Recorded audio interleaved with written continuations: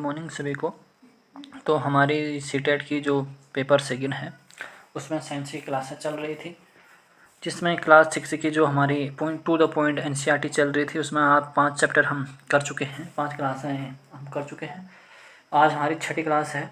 तो जिसने भी ये 5 क्लासें नहीं देखी हैं तो एक बार ये क्लासें देख लीजिए, जो छोटी छोटी हमारी 5 से 7 मिनट की जो हमारी क्लासेस हैं, इन्हीं के बीच में ज़्यादा से ज़्यादा आधा घंटा या 1 घंटा आपको इसमें देखने को लगेगा। तो एक बार जिसने भी ये क्लासें नहीं देखी हैं वो क्लासें देख लीजिए कि बहुत छोटी छोटी चीज़ें इसमें हैं इसमें, और जो बहुत ज़्यादा इंपॉर्टेंट चैप्टर भी हमने इसमें कवर किए हुए हैं। तो एक बार आप उनको देख लें और आगे बढ़ने से पहले अपने साथियों को इसके साथ इनवाइट कर दें, ताकि उन्हें शेयर कर दें और लाइक कर दें, ताकि वो आ जाएं और देखें कि उनकी भी तैयारी क्या हो जाए, साथ में चल जाए। तो आइए शुरू करते हैं। तो हमने यहाँ पे जो चैप्टर थे हमारे, पहला चैप्टर अध्याय पहला भोजन कहाँ से आता है कंप्लीट कर लिया, भोजन के घटक भी हमारे कंप्लीट हो गए। उसके बाद हो गया तंतु से वस्त्र तक हमारा कंप्लीट हो गया। समूह की पहचान यानी कि समूह बनाना ये भी हो गया, जिसमें हमने विलेय पदार्थ वगैरह पढ़े थे। उसके बाद हमारा पदार्थों का पृथक्कीकरण कल हमारा कंप्लीट हो गया था। पदार्थों का पृथक्कीकरण यानी कि किस मेथड से, जिसमें हमने हस्तलेन, थ्रेसिंग, ये सारी चीज़ें पढ़ी थी।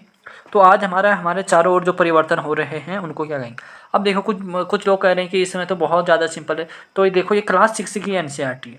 अब क्लास 6 में क्या बच्चों को क्या बताया जाए, बताओ तो। क्या बच्चों को इसमें ये बता दिया जाए कि उसका लॉ ऐसे यूज करता है, राउल्ट का लॉ ऐसा ही होता है? क्या बच्चों को ऐसे पढ़ाने में बच्चे समझ पाएंगे?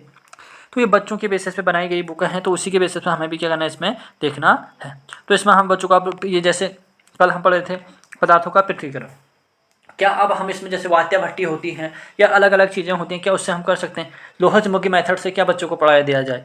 तो नहीं, जो बच्चों को जो है छोटी छोटी चीज़ें जो उनसे रिलेटेड है उसको क्या किया जाए, पढ़ाया जाए। इसलिए इसमें क्या है, बहुत छोटी चीज़ें हैं।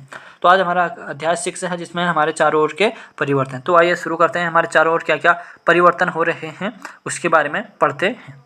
ठीक है, तो चैप्टर का नाम है हमारे चारों ओर का परिवर्तन। तो इसमें कह रहा है हमारे बीच कई वस्तुएं जो माप और आकार में भिन्न होती हैं वो क्या कहते हैं, कई अवस्थाओं में रहती हैं। कई अवस्थाओं में क्या कहते हैं, परिवर्तन करते हैं। जैसे क्या कहते हैं, छोटे छोटे क्या कह रहा है कि वस्तुएं हैं वो क्या हो सकते हैं, आकार में और माप में उनमें क्या हो सकता है, अंतर होता है, और क्या करते हैं, अवस्थाओं में परिवर्तन होते रहते हैं। हम किसी वस्तु को बार बार उपयोग करते हैं तो उसके आकार और परिमाण में क्या हो जाता है, परिवर्तन हो जाता है। कोई भी एक चीज़ है, अगर हम उसे क्या करेंगे, बार बार यूज करेंगे तो उसका क्या हो जाएगा, आकार और माप में क्या हो जाएगा, परिवर्तन हो जाएगा। हत्ते को वलय में फंसाने के लिए वलय को गर्म करते हैं, जिसके कारण उसका क्या हो जाता है, आकार बढ़ जाता है तथा हत्ते को आसानी से जड़ दिया जाता है तथा ठंडा होने के लिए पुनः सिकुड़ जाता है। जैसे आपने देखा होगा लोहा, देखा होगा क्या कहते हैं, सपोज करो कि हमारा कोई क्या है, हथियार है और पीछे जैसे सुरंग होती है।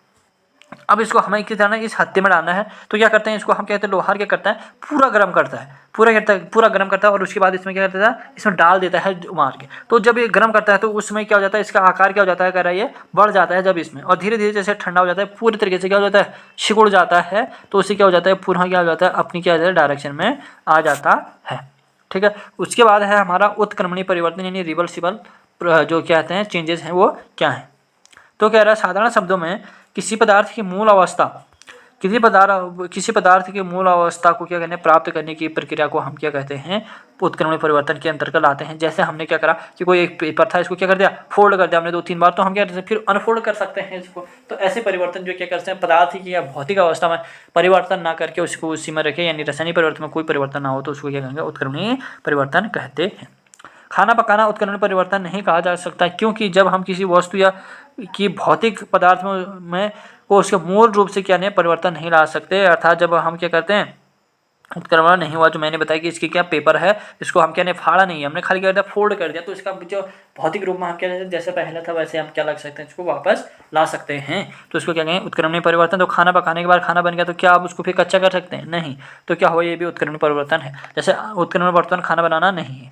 जैसे क्या है, आम का पकना, यानी आम का पकना भी क्या है, उत्क्रमणीय परिवर्तन नहीं है, क्योंकि अब फिर आम को आप कच्चा थोड़ा ना कर सकते हैं। तो ये भी क्या हो गया। जलमग्न इलाके में घूमते समय हम आसानी से पोशाक को, जैसे क्या कहते हैं, क्या कहते हैं, अपने कपड़े ऊपर कर लेते हैं, तो उसमें क्या कहते हैं, फिर जैसे क्या होता है, जैसे सपोज करो कि ये नदी है, आप यहाँ से आ रहे हो, तो क्या करेंगे, अपने जो कपड़े हैं उनको क्या है ना, थोड़ा ऊपर उठा लेते हैं। जैसे हमने नदी पार करी, फिर क्या करेंगे, थोड़े कपड़े जो हमारे क्या हैं, पैंट वगैरह, उसको क्या कहता है, नीचे कर लेता है। तो ये क्या हो गया, उत्क्रमणीय परिवर्तन हो गया। ठीक है, उसके बाद है नमक के विलयन को गर्म करके नमक प्राप्त किया जा सकता है। अतः हम कह सकते हैं कि नमक को बनाने घुले हुए परिमाण को क्या किया जाता है। जैसे क्या करा कि इसमें क्या है, नमक, नमक और पानी। अब इसी से क्या करेंगे, हम वाष्पन करेंगे, इसे गर्म करेंगे, तो अब क्या हो जाएगा कि इसका वाष्प बन जाएगा और जो सॉल्ट है हमारा इनिशियल वो क्या हो जाएगा, यहीं पे बैठा रह जाएगा। तो ये प्रोसेस क्या है, हमारी उत्क्रमणीय परिवर्तन है। अगर आपका खिलौना गिर कर टूट जाता है तो उसको क्या है, उत्क्रमणीय परिवर्तन नहीं है, क्योंकि अब हम उसको फिर से उसी स्टेज में नहीं ला सकते हैं। तो ये क्या हो गया, उत्क्रमणीय परिवर्तन नहीं है।